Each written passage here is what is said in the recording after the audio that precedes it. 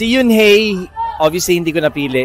I have a shocked face. Baka ma-shock kayo sa sinabi niya sa akin. Sinabi niya sa akin habang nag-hug sila, habang nag-iiyakan sila. Biro mo, tinignan ako ni Yoonhae at sinabi niya, Kuya Billy, okay ka lang? Kaya doon ako nagulat sa tanong niya yung, okay ka lang? Sabi ko, hindi. Kasi I'm sad. Sabi niya, huwag ka nang malungkot, Kuya Billy. Nandito pa rin kami. Team Believe pa rin ako.